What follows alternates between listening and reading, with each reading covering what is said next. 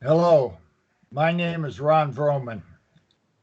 I'm here with the true constitutional Republican form of government, coming to you from Oregon, and I'm with the Oregon Statewide Jural Assembly, and I'm here with William. Hello, I'm William Appel. I'm with the Oregon Statewide Jural Assembly here in Portland, Oregon.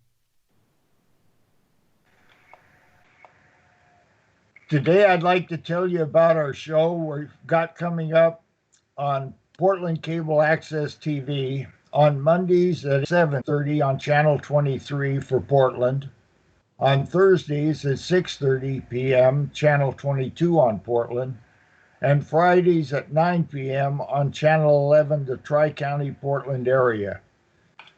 We also do YouTube and Facebook, and Williams probably got us some other places too. Uh, I dress like this today because I want to.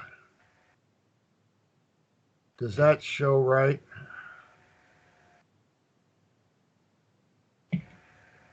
Yeah, there it is. There it is. Can you see the United States national ensign upside down? I'm Yes. wearing this tie specifically for that. What does that represent? That's distress, the international sign of distress to fly the national ensign of the United States of America upside down. I thought I seen something about President Trump had his upside down one time too, maybe? Could have, don't know. There is so I mean, I much think that those controversy. pins, right? They have a little pennant on their shirt, and I think there's like a little piece on there that actually sticks inside the cloth to hold it so it can't flip around. So when somebody puts it on upside down, it can't move. You can't, mistakenly put the flag in upside down without wanting to. You can't like put it in right side up and then later on in the day find it the other way around because of the little pin in there that holds it in place, right? Yes, I have one of those. Mine is a U.S. Navy and a national ensign crossed, and I wear that in my lapel frequently, and I wear it upside down also. When we were in Salem last, there was a guy with the flag, 4x6 probably. It was on the stanchion upside down. He was carrying it around that way.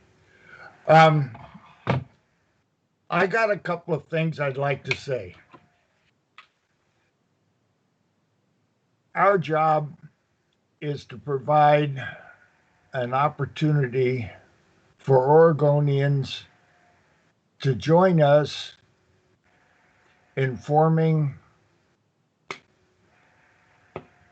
a grand jury. Now, we're doing it and we're taking applications and signing people up for it.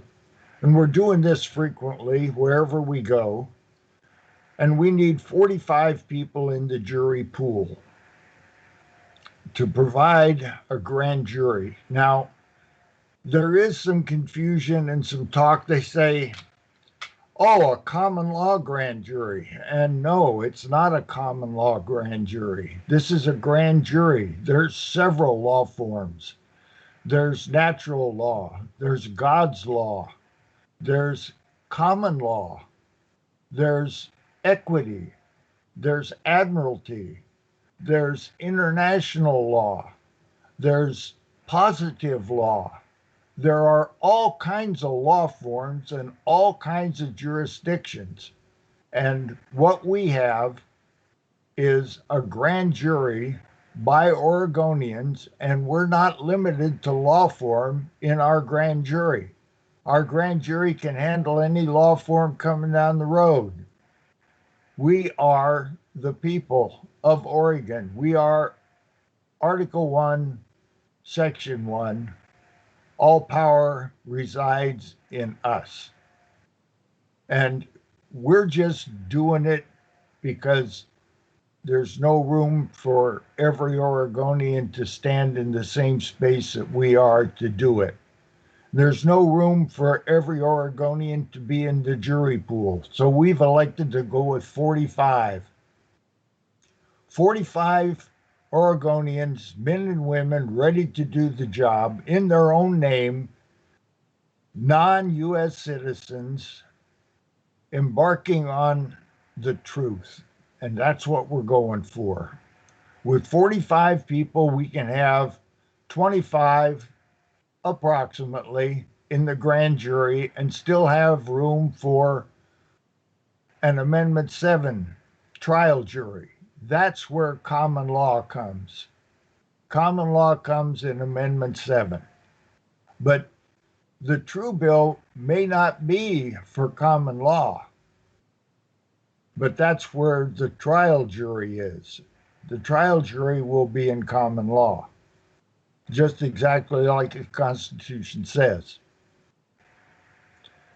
What we're trying to do is be proactive and go against the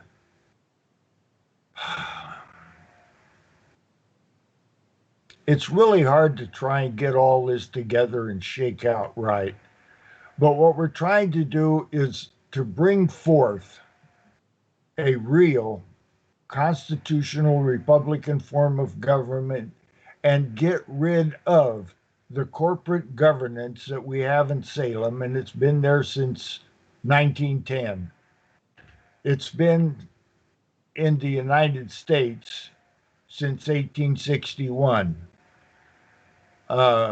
A guy that we deal with a lot named Jeff, he says it's just absolutely true. It may not be what you think it is, and it isn't.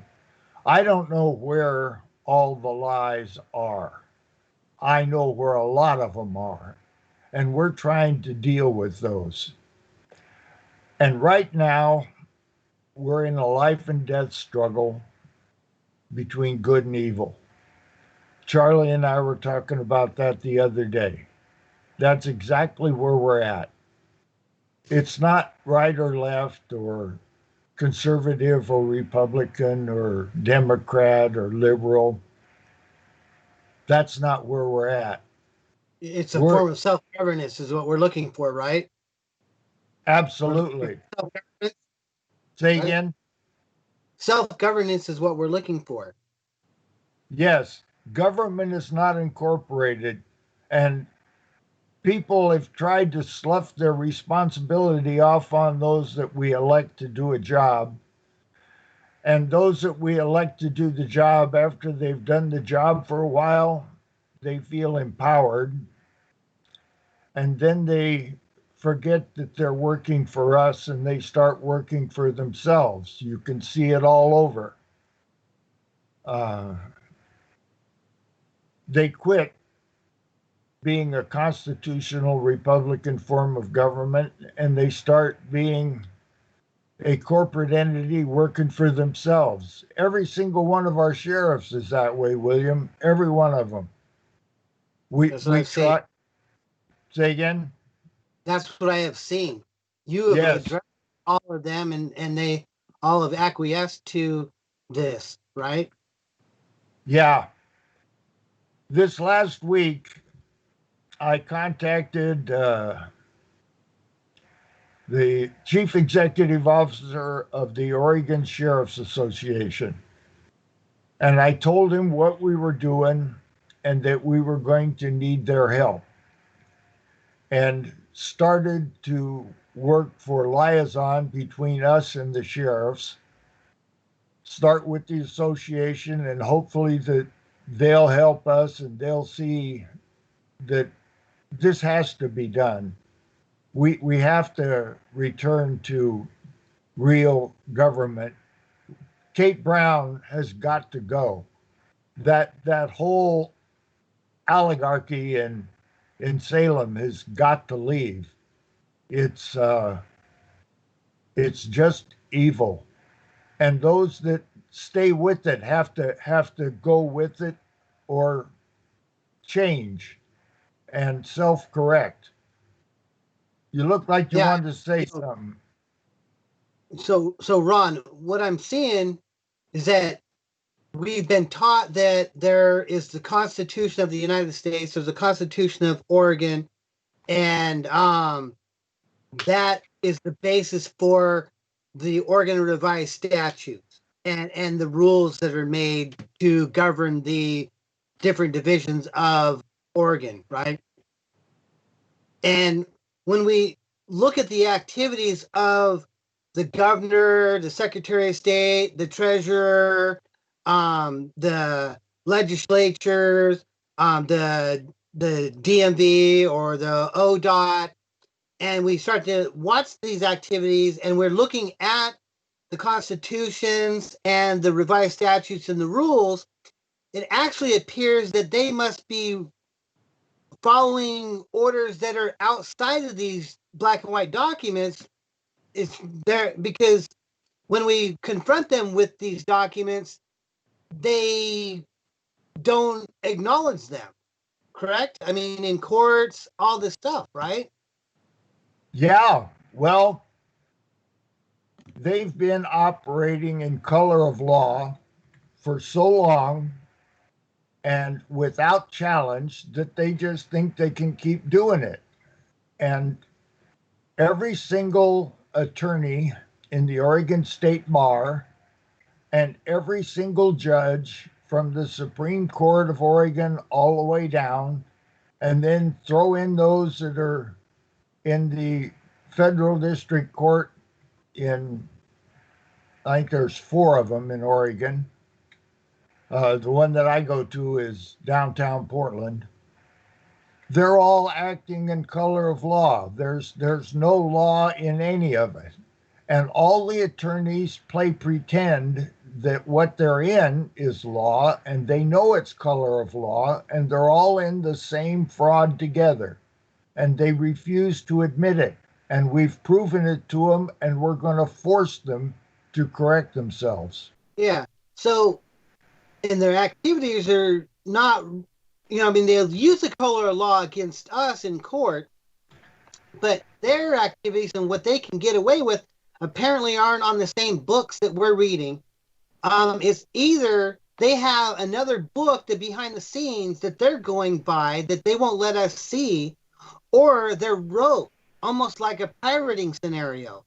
Like the ship has been taken over by pirates. It's our ship, right? I mean, we go into the courthouse, that's our building, but it looks like it's been taken over by pirates. It has. Correct? It has, exactly right. Anna von Ritz talks about that, and we talk about that, and I'm glad you brought it up. How do we go about correcting this?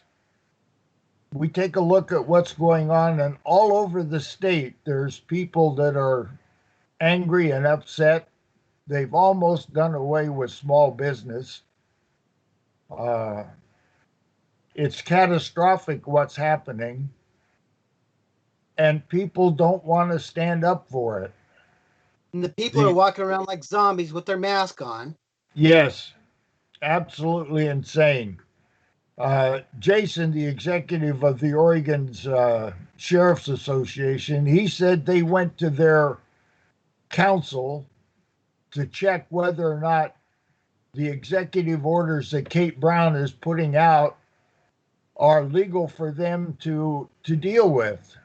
And of course they are, because legal and lawful are 2 different things. And they're dealing with legal, and we're dealing with lawful.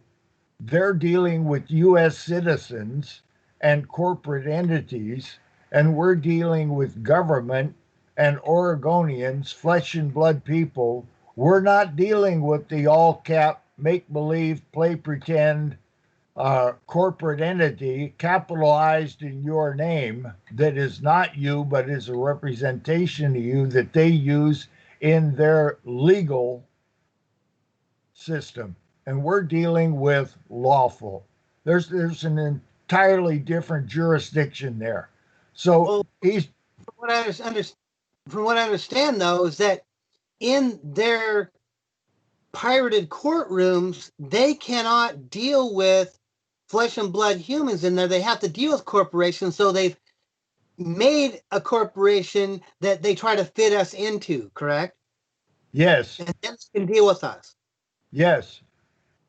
And if you don't fit into that, supposedly they have no jurisdiction over you. But as I've said before, I looked the judge right in the eye, and I had already filed my papers into his court of record, and my status was clear. I'm an Oregonian. I'm a flesh and blood man. I am not part of their corporation. And there's a word that comes into this, and it's person. If you're a person, you're a corporate entity. If you're a member of the people at large, you're flesh and blood. And he looked at me and he said, "You are a person, and I will try you as a person." And he did. And I did 20 days in county jail. And that's why I say that they're pirates. Yeah. Yeah, that's exactly the proof that there is that they are pirates. The Supreme Court made a decision years ago, and they said there are two classes on the land of the United States of America. There are Americans with unalienable rights guaranteed by the Constitution, and then there are U.S. citizens of the 14th Amendment with privileges. And they want us all to be U.S. citizens with the 14th Amendment privileges. And the 14th Amendment, by the way, was never ratified. It's more color of law bullshit. But that's what they're dealing with. And we can't deal with that. So, what we've done is we've formed our own civilian court. When you take a look at the history of what's really going on, it seems that Lincoln wrote Executive Order 100, and in that was the Lieber Code. And the Lieber Code is how to run the nation with martial law. And they've been running the nation, all of the 50 states, 48 then. Actually, it's 33 states and 17 territories, but that's another whole program. So they've been running it under color of law as a corporation since Lincoln's time. And they've been juggling the books back and forth. Sometimes they talk about the Constitution when it benefits them, and other times they don't talk about the Constitution when it doesn't benefit them. And yes, and in the federal courts, they Mukini 301 is it's a Supreme Court finding.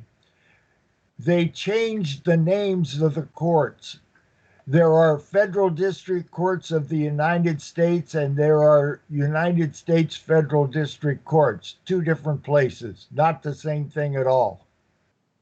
So, what we're dealing with is how do we, as Americans, find justice and remedy on Oregon? Because we're only doing Oregon. The other states have to do their own state.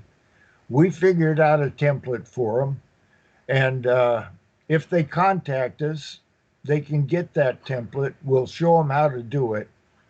But we have formed a civilian court on Oregon. And this civilian court does away with martial law. And as everything that the federal government and the state government, which is incorporated, therefore not government, has been operating on is martial law, a benevolent form of martial law. So when we formed our civilian court, we did away with martial law on Oregon, and we notified them all and they acquiesced to it. So what we're doing now is soliciting for 45 Oregonians to stand in their own name with us and form a grand jury pool, then have a grand jury. The grand jury listens to the information, the evidence that we have. Then they make a true bill if it's true, and they make no bill if it's not. That's their decision. Then we take the true bill, which I think we'll get, and we take that to our Amendment 7 common law jury trial. And that verdict will be taken to the sheriffs, to the provost marshal, to the U.S. Marshals, to the superintendent of the Oregon State Police. It will be taken to all of the proper entities that enforce a verdict from a lawful court. Then it'll be their choice. Do they really want to do their job that they swore to when they took their oath? Do they? Well, here's an opportunity to do your job. We have a just verdict here from a Seventh Amendment constitutionally correct jury. And this is what the jury says. So now let's suppose that they self correct and they enforce our verdict. That would be optimum. That's why we're doing everything we can to solicit all the powers that be in law enforcement and peace officers on Oregon to take our verdict and to do their job. We're doing that now, way in advance, so that they know we're coming. Do they want to do their job? We're going to give them an opportunity. If they don't want to do their job and they elect to act improperly, then we're going to have to go to the Oregon unregulated militia. And that's Second Amendment and also in Oregon's Constitution. All power We're is doing all this out in the open, right? Yes, all power We is are inherent. on cable access telling everybody right now that we, the people, have stood up, we've assembled, we are creating this ourselves because we have no choice. And we're doing it openly. Absolutely. Everybody's been notified. Everybody has received the documents. We have proof of service against all of them. We're going for it. All right, we have a couple of minutes left here. We should probably talk about what's going to happen at the Capitol in DC and the other capitals throughout the states on January 6th. Well, I heard we were going to meet at the Capitol at noon on the 26th. Pardon me, on January 6th. But that's the wrong time. They're doing it 1 o'clock in DC. So if we're going to be at the same time as they are in DC here on the West Coast, we got to meet in Salem at 10 o'clock. But I don't make those decisions, and neither do you. And, you know, So whoever it is on Oregon that makes those decisions, I hope that they make those decisions and get that information out to everybody, because I think we got to be there at 10 o'clock.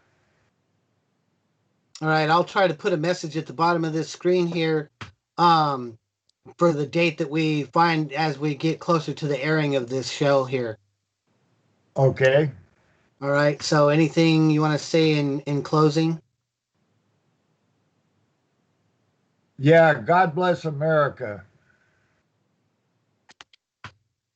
Yeah, we need some help for sure. We know that the creator didn't always do the stuff himself. Sometimes he made his people actually stand up and actually go and do something, right? Wasn't it the March Around Jericho, right? Yep. They had to perform an act for the walls to fall, right? Yes. And we're performing the act. All right. Thank you, William. Yep. You're welcome. Bye-bye.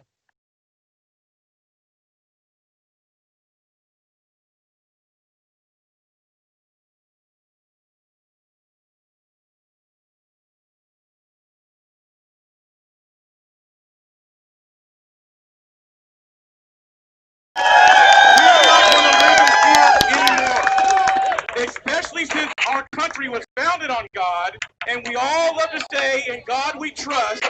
Well, then, if in God we trust is actually truly what you believe for our country, there is no fear in God. There's no fear in God. So I'm asking you guys to stand up and continue to rise and take off the mask.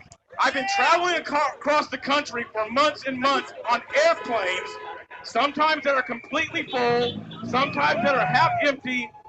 I have not even caught a cold, but yet COVID is running rampant across the United States. The airplanes, you can sit next to someone and it's okay, but you can't go out to eat with your family in a restaurant. It doesn't make sense, folks. It does not add up. Stop living in fear, and if you truly trust in God, then in God we trust. I'm going to introduce somebody else that I think most people here know already. She's part of Oregon Women for Trump. She's on our team. And this girl is a huge activist in the state of Oregon. She's also a previous Polk County GOP chair. And she is now the assistant director of Blexit Oregon. So Oregon's really lucky to have her on our right side here. And she'll be leading our march, and she's going to tell you more about our march to the governor's residence and the direction and all that kind of stuff. So without further ado, I'd like to introduce you guys to Unita Brannigan. Happy New Year! Happy New Year!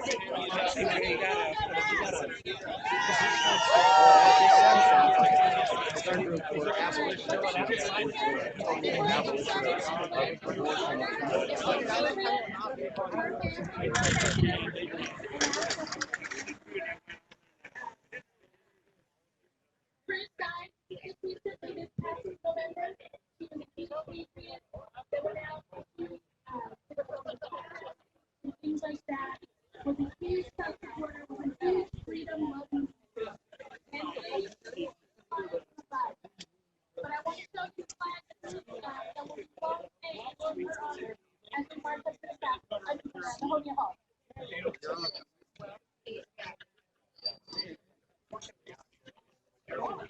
This is for you, Chris.